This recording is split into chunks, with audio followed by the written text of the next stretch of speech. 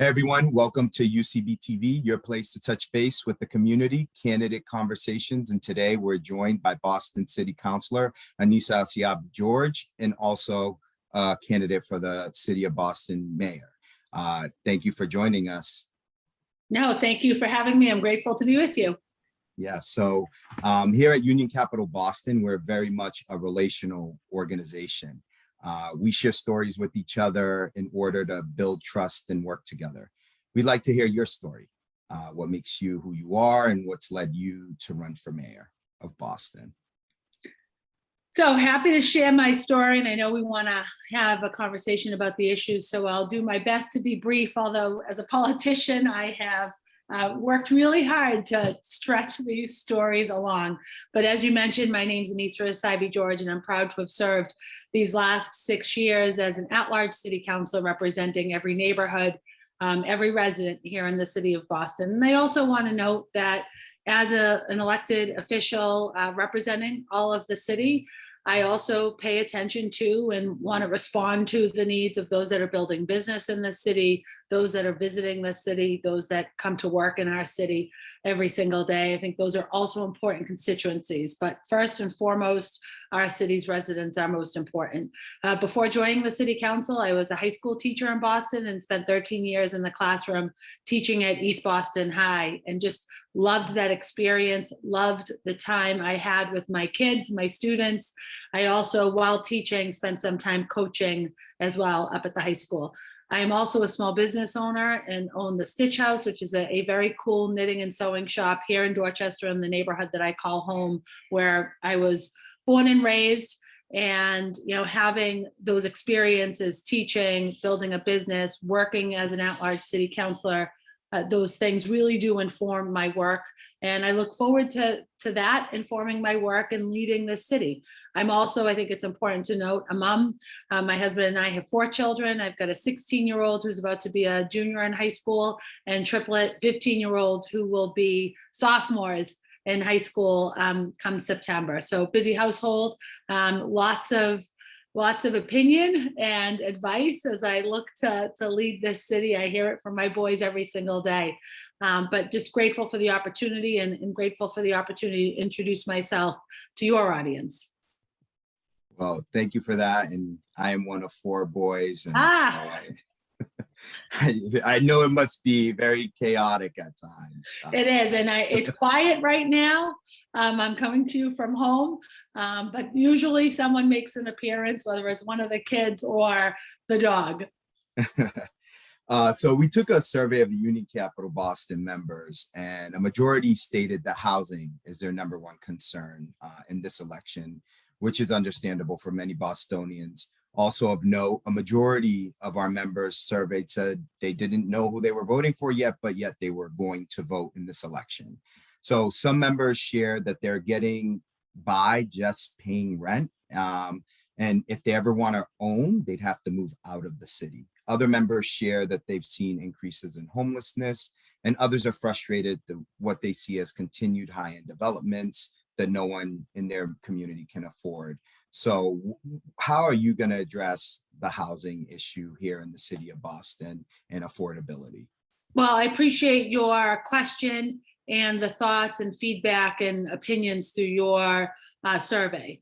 It is certainly matching the surveys that we've done when we think about our campaign and the strategy. But as an at-large councilor and my work across the city, that for sure is the feeling that we hear from residents. Boston continues to be too expensive for too many, and we have to create more truly affordable housing, especially for our working families. And we think about the work to create these opportunities for them to continue to stay in the city. I think also one of the greatest challenges that our families face is there is no real opportunity, or there isn't really enough opportunity for ownership here in the city of Boston. And with the rising cost of housing, the rising expense of rent, there can be, if we are creative and thoughtful and really make it a priority, there can be real ways to help our city's residents own their own home here in the city of Boston. Because if you're paying that rent, which is so difficult to make that ends meet for rent every month, but if you're able to do it, you're also able to pay that mortgage. It's often the down payment that becomes a challenge. Some of the closing costs associated with that become a challenge. Some of the home repairs, especially when, you know, building that first home, creating that first home, literally and figuratively. So we've got a lot of work to do. And as mayor, it is my priority to make sure that we are creating those opportunities for Bostonians to continue to call Boston home, increasing affordability on the rental side, but making those very direct pathways possible to home ownership. That to me is a game changer. And oftentimes we talk about home ownership, we talk about setting those roots in our neighborhoods across our whole city, how important of a role that plays in building wealth for our families. And we know the disparities of wealth across our city and across our communities, especially when we think about the divide between the different races. White family, $250,000 worth of assets, our Black families, $8, and our Latino families, $0. That is almost directly related to that housing asset, your home. And so when we build opportunities for and create opportunities for more home ownership across our city and for our families, that helps our families create that wealth, build those sort of bonds with community, and create and really invest in their family's legacy. And it creates stability for the individual, for the family, for the neighborhood, for the community at large. And that for me is a for sure focus in my work as mayor of the city. Awesome, thank you. As a follow-up on the housing question, a few of our members mentioned rent control. So, you know, give your view on that, how you see it, and, you know, what would be your plan around that? Yeah, no, rent control is a topic that comes up pretty often. It's been a topic of great discussion, even over these last 6 years as a member of the Boston City Council. I am opposed to rent control. I think that it is an unnatural force in the marketplace, certainly supporting a resident at a particular moment. But we have seen the impact that rent control has on the surrounding community. We see it inflate the cost of living for units that are not rent controlled. We see it create disinvestment in neighborhoods. We see that it drives down the production of housing units and would do that here in the city of Boston. When here in Boston, we actually need to continue to create more housing. We need to increase inventory, both on the rental side and on the ownership side. For sure, we have to get to the root cause of housing instability for our families, for our city's residents. We have to get to the root cause of poverty and work to make sure that we are building more affordable and truly affordable housing in the city of Boston, and that we're also working to help our families, our city's residents, build wealth. That is and has to be central to the work of me as mayor. It has been a big part of my work on the Boston City Council. But if we're not looking for ways to create wealth for our families, if we aren't looking for ways to stabilize families and communities, and if we aren't continuing to build and really being aggressive with housing production, we will continue to see rising costs of living here in the city of Boston, especially as it relates to housing costs. Thank you. Second to housing, the survey of our members showed education to be a really, top issue for our members.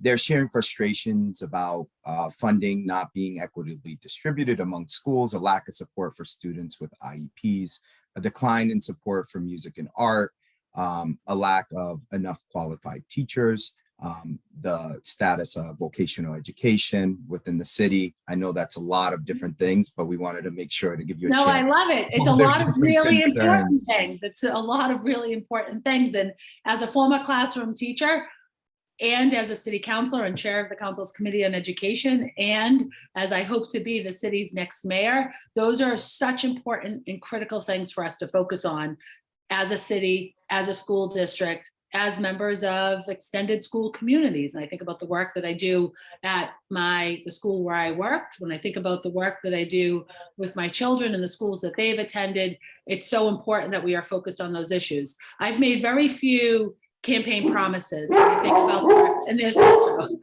greeting someone coming to the door. When we think about the work that I have before me, and when I think about this campaign, I've made a couple of campaign promises, and there's often this conversation through a campaign cycle. As mayor, what will you do in your first 100 days? And I've tried to really limit those quote unquote promises to things that are doable, actionable, and places where we can make some significant gains. One of those promises has been, in my first 100 days, we will have a strategic plan around Madison Park Vocational Technical High School. It's been a big part of my work as a member of the Boston City Council. I am a graduate of Boston Tech, which is now the O'Brien. When I attended it as tech, I took drafting and architecture, electronics and sheet metal, the mailbox I made in high school, and sheet metal is the mailbox on my home today. We took computer science, and I had a well-rounded experience.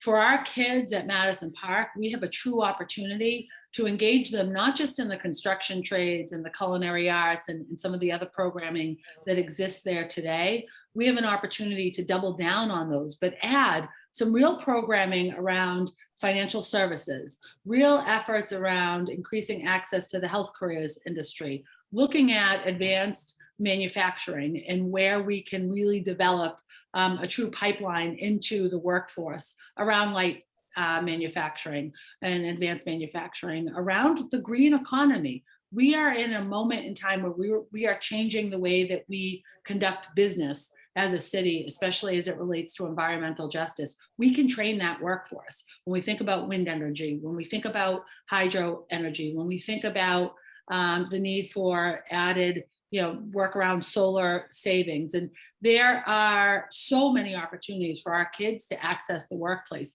Life sciences are coming to our city every single day.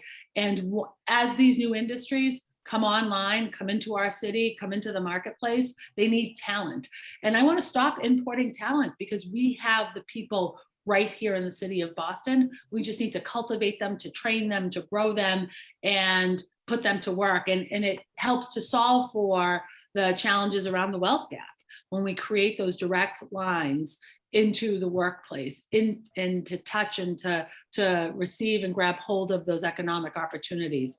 Too often we refer to our schools as part of the school to prison pipeline. Our schools need to be part of the school to workforce, school to wealth, school to opportunity pipeline. And Madison Park should be, and can be, and under my administration will be, the gem, not just of the Boston Public Schools, but of the Voc Tech system in all of Massachusetts. Over my time as a city councilor, I've met with the executive directors of all of the Voc Tech programs across our city. Almost all of them have wait lists. Almost all of them have kids from other districts applying and paying to attend.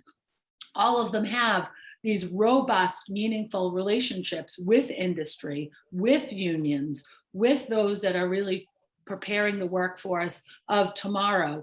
And that workforce of tomorrow isn't this like arbitrary date in the future. It's literally the workforce of tomorrow.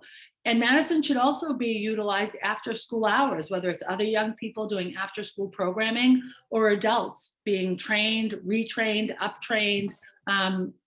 It is such an amazing opportunity that we have when we think about the work that could be happening at Madison Park. I'm excited to be a part of it. I'm excited to have it as one of my, campaign promises, especially within the first 100 days.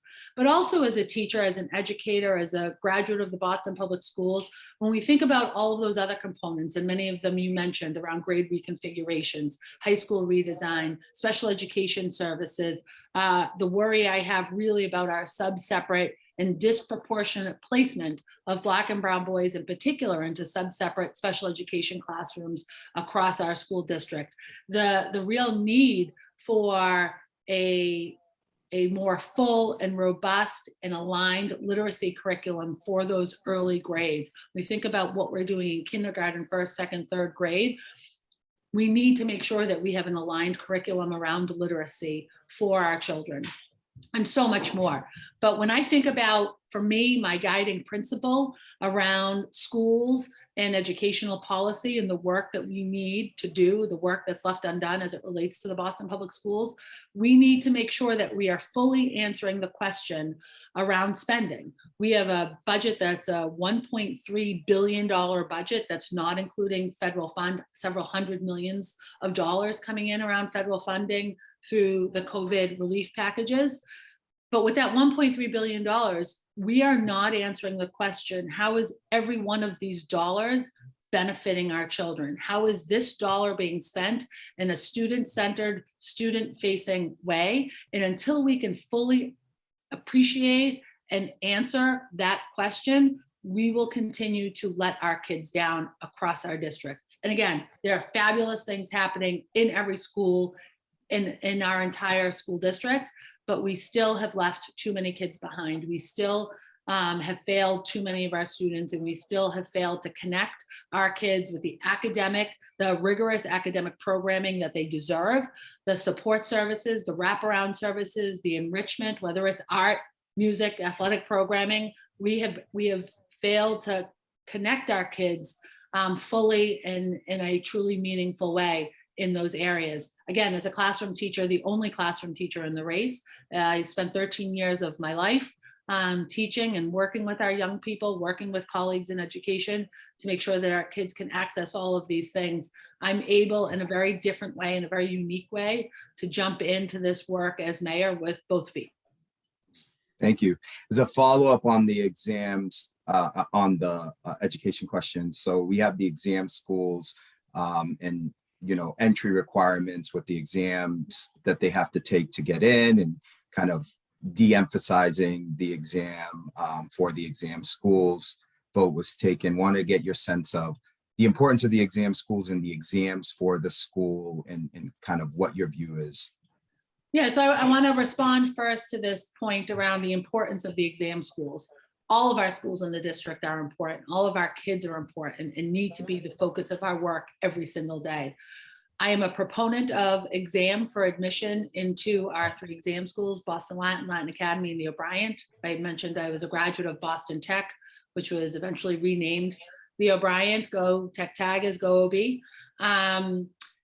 And so what has frustrated me the most over this last year, certainly this debate and dialogue and conversation and discussion and conflict created around the discussion for exam for entrance. What has been most frustrating through this process is we've spent a year plus now at this point debating and tasking some very smart, well-intentioned individuals with looking at 3 schools, which, and really, if we're very sort of clear and honest about it, is really about 1 school, Boston Latin School. And we have set aside talking about special education services in a meaningful way. We have set aside talking about literacy in those early grades. We've set aside understanding what's happening, especially to our children of color between the 3rd grade and the 5th grade, where we lose sort of not track of them, but we have failed to offer them that full academic experience. There's this missing piece during that third, 4th, and 5th grade. And, in education, we call that the 4th grade. There's this thing that happens at the 4th grade with our young people. And if we had put that same effort, if we had put that same dedication and sense of purpose into literacy, into vocational and technical education, into grade reconfigurations, the changes that all of our kids would see would be tremendous. Instead, I think we've wasted a great deal of time and energy on this one particular issue. And it's very, to me, very short-sighted, and we've missed an opportunity to help thousands and thousands of kids discussing this very small group of students. So, changing topics a bit, we want to make sure that the Union Capital Boston members hear a bit about your approach of addressing the needs and challenges at Mass Avenue and Melnia Katz Boulevard. It's an issue with sanitation, an issue with addiction, an issue with mental health. It's an aggregate of all of those things, safety. So want to hear your plan and why you think it will work. Yeah, no, and I'm glad that we're going to that question, because as you were preparing to ask it, we didn't talk about homelessness in your housing question. When I joined the council in 2016, I was the founding chair of a new committee called Homelessness, Mental Health and Recovery. And really that chairmanship, that work brought me to Mass and Cass, brought me to the tables of discussion and the work at hand around our city's response, and in many ways, our city's failure of response to the crisis at Mass and Cass, and the challenge of homelessness, the challenge of substance use disorder, the challenges of mental illness are certainly playing out on Mass and Cass at the intersection of Mass Ave and Melnia Cass Boulevard, but it's also playing out in every part of our city. We see it Nubian Square, we see it Andrew Square, we see it in Charlestown, in the North End, in downtown, and in JP, across our city. This crisis is very real for so many of our residents. And what we need to do is not simply one action, but a coordinated response. Our continuum of care, when we think about providing services to individuals who are vulnerable, individuals who are most at risk, our continuum of care and the delivery of those services is very much broken. And it is collapsing under the weight of this crisis. It is collapsing under the weight of the trauma that individuals have been experiencing, and our inability to fully respond because of a lack of resources, which is terribly unfortunate, because it's, a lack of, or not necessarily a lack of, but the complexity of the issue requires us to have a multifaceted approach to this work, that we are looking at the problem from multiple angles, and that we are solving for the challenge that any one individual is facing, and recognizing and responding to the challenges that creates for the community, for the residents, for the small business owners, for those that are coming into work in our city, in some of these neighborhoods that are most impacted. It is about public safety. It is certainly and absolutely about a better public health response. It is certainly about some of the quality, like the basic city services. In front of my home, I expect that my trash get picked up on trash day. I expect that as I travel through the city, that potholes are being repaired and filled, and that playgrounds are being built and parks are being mowed. There is a certain responsibility that we have as a city to respond to basic city services in the Mass and Cass area, that we are focused on cleanliness and picking up trash and waste, that we are creating spaces for individuals who need to use the restroom, especially during COVID when everything shut down. People lost some of those spaces in which to rest. When we think about, an individual experiencing homelessness, and when doors were literally closed, they couldn't use the restroom. They couldn't stop for a cup of coffee and take a break. Our engagement center has been in the work that's happening in our shelters, especially the city-run shelters, 112 Southampton Street, Woods Mullen, that they're really overworked and overwhelmed by the volume of individuals who are seeking help and seeking treatment and seeking shelter. I also want to note as mayor how important it has to be for me to work with other municipalities, other cities and towns in sort of the greater Boston area on a coordinated response. 70% of the individuals seeking help, seeking treatment, seeking shelter in the Mass and Cass area are not from the city of Boston. They are from other places, and we need to do, it's not about, and certainly would never want to build a wall around the city of Boston. I'm about building bridges, and I support the Long Island Bridge and investing in a long-term recovery campus on Long Island. But we need help in this work, and we need partnership from other cities and towns, other communities, to help us provide more shelter, to help us provide more care, to help individuals get into detox programs and longer term recovery, and find supportive housing opportunities to get the mental health that they need, and to make sure that all of these services aren't concentrated and centralized in just a few areas. And we see this great impact at Mass and Cass because there is such a saturation of services. We've got to decentralize our efforts. We need to certainly meet individuals where they are. I've been advocating to the interim administration for us to use as a city. Some of the ARPA money that's coming in, some of the federal American Rescue Plan money that's coming into our city as part of to fund our response to the opioid crisis. This last year and a half, we've been focused on COVID, appropriately so, but we got distracted from our work as it relates to the opioid crisis. And now we are seeing a changing drug on the street. We are seeing an increase in violence. We're seeing an increase in sexual violence and human trafficking and prostitution. We are seeing an increase in victimization of individuals who are dealing with substance use and stimulant use disorder. We are seeing victimization of individuals who are dealing with significant mental illness.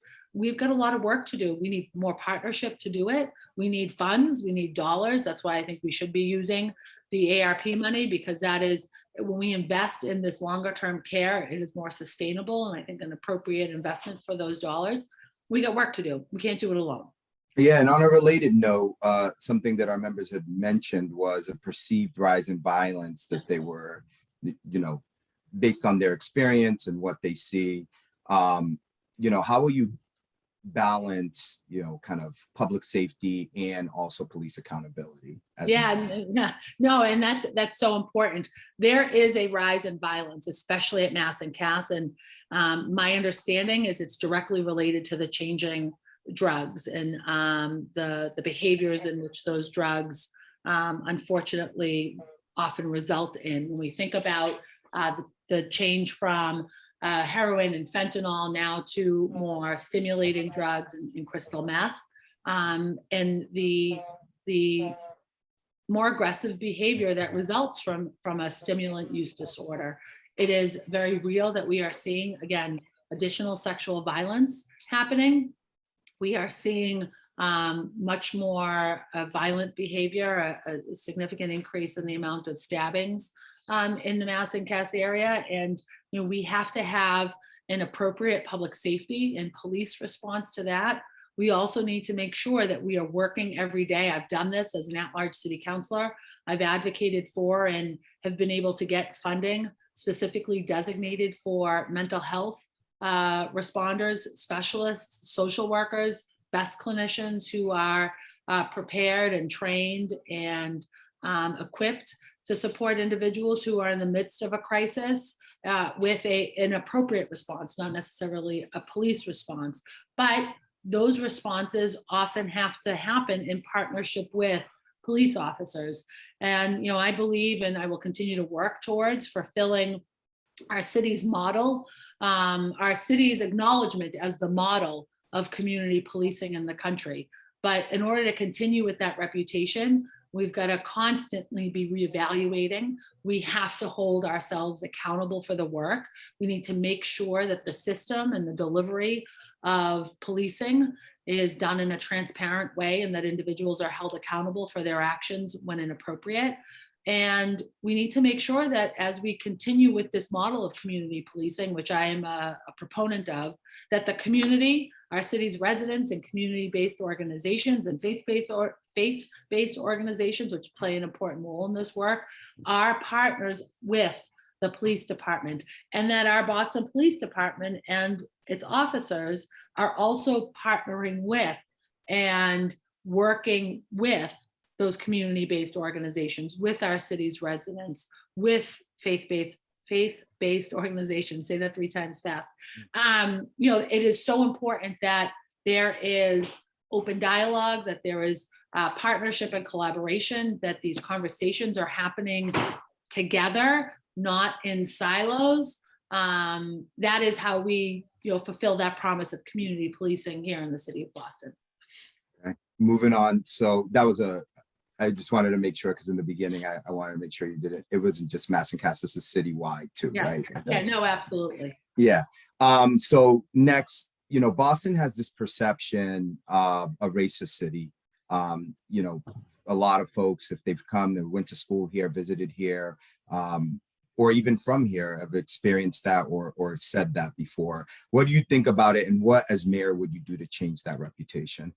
Well, so first and foremost, acknowledging that we have systems that are embedded with racism, and we have to dismantle that wherever we see it, certainly first and foremost, acknowledging it and calling it out, and then working to change that every day. And the best way, I think, to affect change within systems is by making sure that we have leaders around the table, that I build a cabinet and leadership within my administration that is reflective of our city, that is racially diverse, that is also diverse in its experiences, both lived and sort of real, when we think about those who know the business of the city, whether it is public safety or public health or education or housing, or transit or climate, go down the road. But for me, and I referenced one of my campaign promises earlier around Madison Park, that I will, as the mayor of this city, build, and it is almost it's the action that starts it starts before even election day, building a team that is reflective of the city, that we have a culturally and racially diverse cabinet that has lived experience, that can inform the work in meaningful ways. I can only see the city through my experiences as a woman, as a mother, as a teacher, as an Arab, as a daughter of immigrants, as a small business owner. So those experiences inform my work, and I can have conversations and meetings and coffees and all of that stuff with others that have lived experience. But if I don't empower them, if I don't give them leadership roles, if I don't allow them certain authority to make decisions, then they really don't have sort of that proverbial seat at the table. And I'm committed to building a cabinet that will lead alongside me in the work and lead with their experiences in front of center for them. And so, final mayoral pitch here. What do you want Union Capital Boston members to know about you? How will you govern this city? For them and for just the city at large, they're very active and they care about the city. So that's a great question.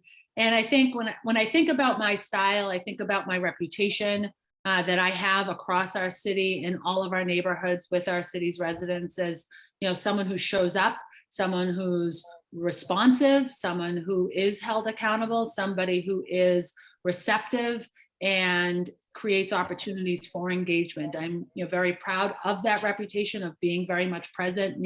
There's the adage that says, half of the job is showing up.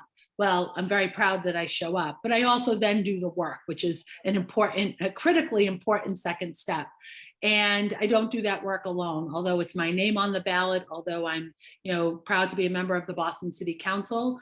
I'm looking forward to leading the city as its mayor, but I can't do that work alone. And through my time on the council, I've demonstrated a certain ability to collaborate, a certain ability to bring people to the table to drive the agenda, because this work isn't about me. This work is about our city and her people and those that call it home.